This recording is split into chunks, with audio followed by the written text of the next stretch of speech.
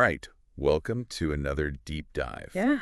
You send us some fascinating source material, and we are going to unpack it Yes. for the essential insights Yeah. so you can get all the knowledge you need without having to do all the reading yourself. That's right. So today we are taking a deep dive into a guide to safer sex techniques Ooh. from the University of Washington's Society for Human Sexuality. Okay. So this guide dates back to 1995 All right. with a minor revision in early 1996. Okay. And it's quite the time capsule. Yeah. But as we'll see, it was really ahead of its time in many ways. I think so, yeah. So before we jump in, Okay. it is important for you to remember Mm-hmm. that safer sex guidelines are always evolving. Right. So as we discuss this document, Okay. we really encourage you to seek out the most current medical advice Absolutely. alongside this foundational understanding. Yeah, Okay. it's like a snapshot in time Yeah, of what we knew back then. for sure. Now, this deep dive, Yeah. we're going to be focusing primarily on preventing the transmission of STDs. Right. Now, the document does touch on contraception, Mm-hmm. mentioning that condoms and spermicides used together are the only methods effective for pregnancy prevention Yeah. during penile-vaginal intercourse. Mm-hmm. But that's not going to be our main focus here. Right. So if you are looking for detailed information on birth control, Yeah. your doctor or resources like Planned Parenthood are really going to be the best places to go. Absolutely. Okay, They have more up-to-date information for sure. absolutely. So the guide starts out by laying out some really important definitions. Okay. And these are going to be really crucial for understanding everything that follows. Mm-hmm. So first off, sex itself. Yeah. Sex. What exactly are we talking about here? That's a great question because it's not as narrow as some people might think. Really? It can encompass a whole lot more than just intercourse. Exactly. This guide actually takes a really wonderfully inclusive approach. They describe sex as any activity undertaken for erotic pleasure or reproduction. I like that. Yeah, Very inclusive. very inclusive. So this means vaginal intercourse, anal intercourse, oral intercourse, manual stimulation, Okay. mutual masturbation, Mm-hmm. solo masturbation, SM play, Gotcha. even fantasy, Okay. cunnilingus, analingus, using sex toys. I mean, really, the key idea here is that sex is a very broad term, Okay. covering all sorts of different activities and experiences. All right, so we've got a good broad definition of sex. Mm-hmm. Now, the guide breaks down risk into 3 categories. Okay. Safe sex, Mm-hmm. safer sex, Mm-hmm. and unsafe sex. Right. And this is specifically in the context of preventing the spread of infections. Okay. So it's not always a clear line. No, it can be a little bit blurry sometimes. Yeah. How does the guide sort of break these down? So it gives some helpful distinctions. So safe sex refers to activities where there is absolutely zero risk of disease transmission or injury. Things like fantasizing, Mm-hmm. self-masturbation, Gotcha. phone sex, and non-sexual massage on intact skin. Okay. Then you have safer sex. Mm-hmm. And that describes activities where there is minimal risk when effective barriers are consistently used. Okay.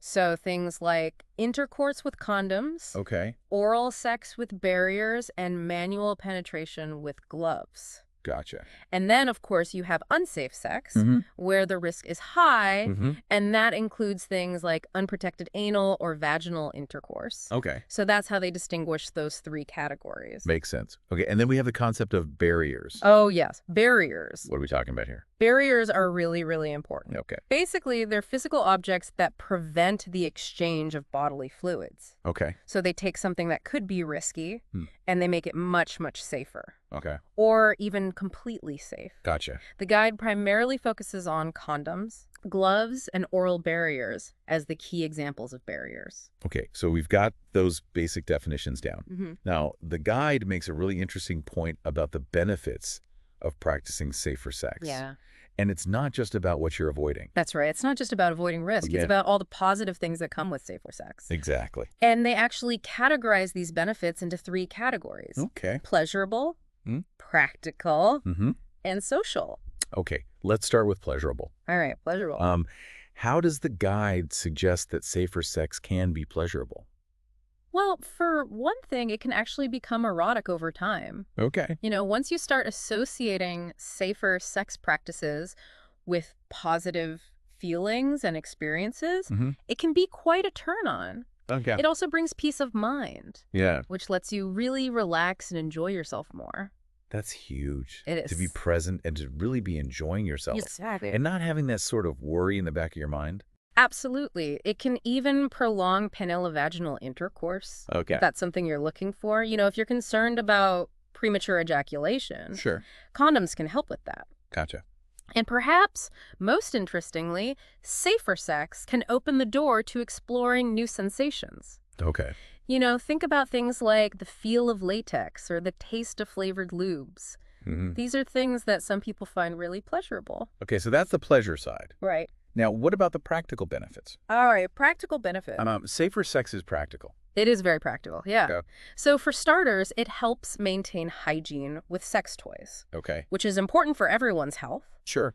It can also lead to less mess overall. Yeah. Things like condoms help contain bodily fluids, Makes sense. which can make cleanup a lot easier. All right. And, of course, for penile-vaginal intercourse. Yeah. It offers an additional layer of protection against unintended pregnancy, which is a major practical consideration for many people. Right. And then, of course, the biggest practical benefit, Yeah, protecting yourself and your partners from infections, absolutely. some of which, like HIV/AIDS, are really serious, Absolutely. as well as the ones that are maybe just unpleasant, Yeah, but very common. very common. Okay. And then finally, there are social benefits, Oh, yeah, the social aspect. which might not immediately spring to mind Right. when you're thinking about safer sex. Exactly. What are some of those? Well, the guide points out that practicing safer sex shows consideration and respect for your partners. Makes sense. You're not just thinking about yourself, Mm. you're thinking about their well-being as well.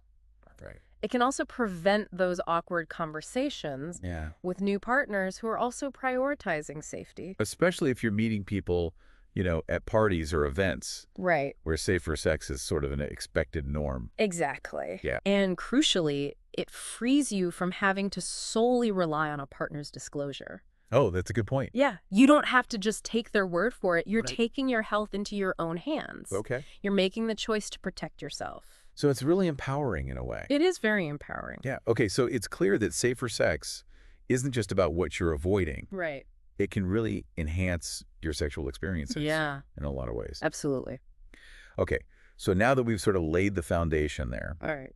the guide delves into some specific tips for great safer sex. Oh, I like this section. Yeah, this is where it gets really interesting. Really practical, Yeah. really helpful. So let's start with manual stimulation, Oh, okay. which, can sometimes get a little bit overlooked. Yeah, definitely.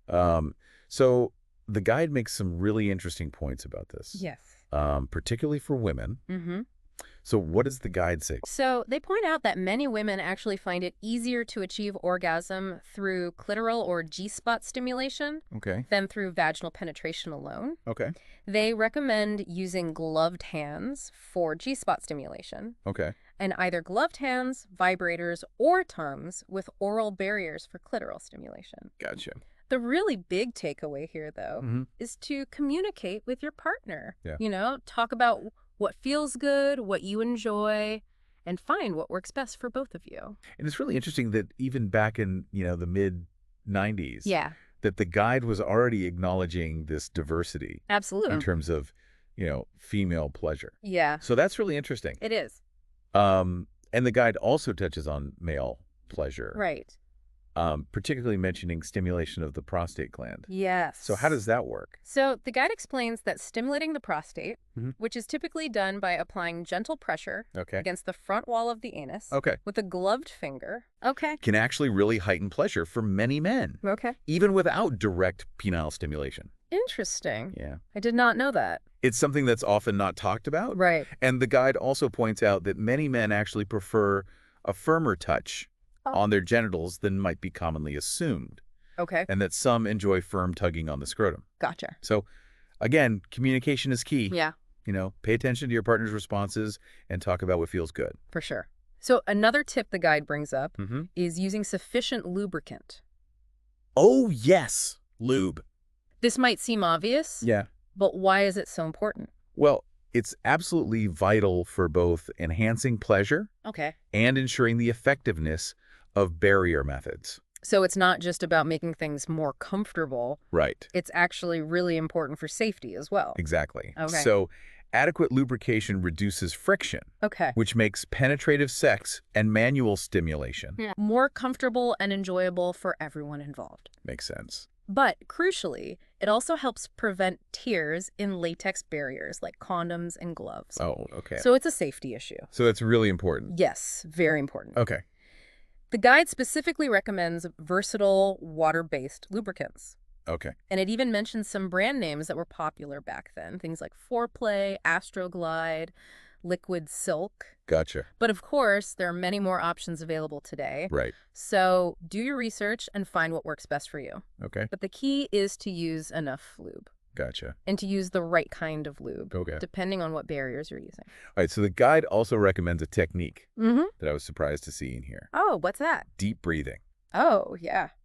Now, this isn't just about relaxation. Right. It actually can really enhance pleasure. It can. Okay. So rhythmic deep breathing, Okay. both before and during sexual activity, Mm-hmm. can actually intensify your pleasure. It's like it gets you more in tune with your body Right. and more aware of the sensations. I see that. The guide actually references the work of Annie Sprinkle, Okay. a well-known sex educator Yeah. who's a big proponent of deep breathing. Gotcha. And it also draws connections to tantric practices, Mm-hmm. which also emphasize the breath. Interesting. It's all about being present in the moment Okay. and really focusing on the sensations. Yeah. And the guide also touches on creating a sensual atmosphere. Okay. You know, things like music, candles, even prolonged eye contact. Mm-hmm. All of these things can contribute to a more pleasurable experience. So it's not just about the physical sensations. Right. It's about the whole experience. Exactly. The whole mind-body connection. Okay. And breath is a big part of that. So now we're going to talk about something that some listeners might not be familiar with. Okay. PC muscle contraction.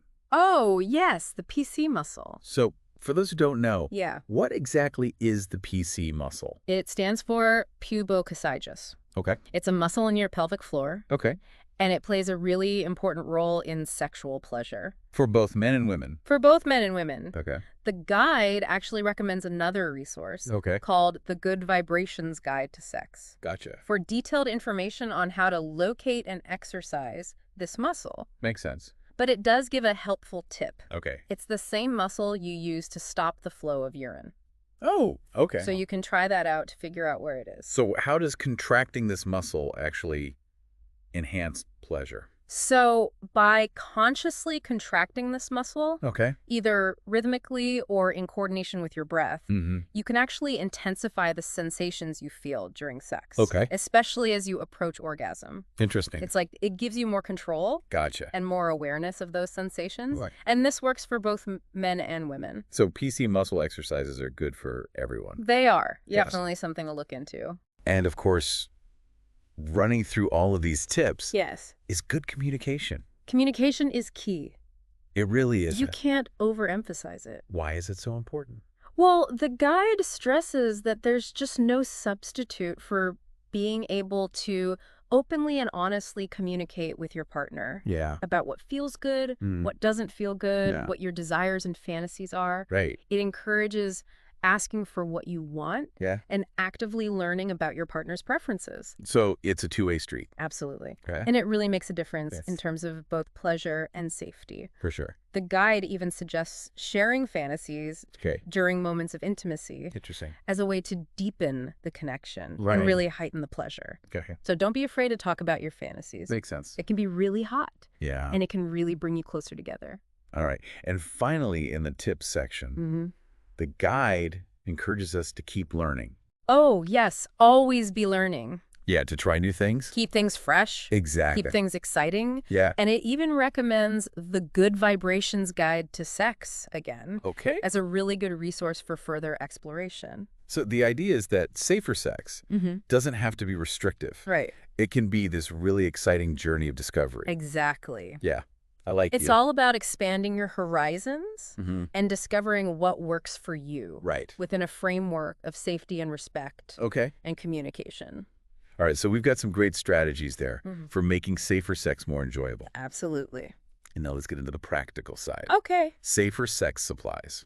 All right. The tools of the trade.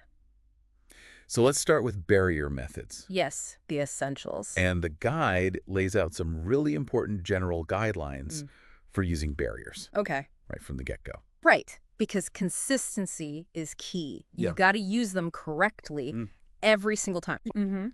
And from start to finish. With every partner? With every partner. Okay. No exceptions. All right. A fresh barrier for each partner is also absolutely crucial. Yeah, no sharing. No sharing. Okay. That's a big no-no.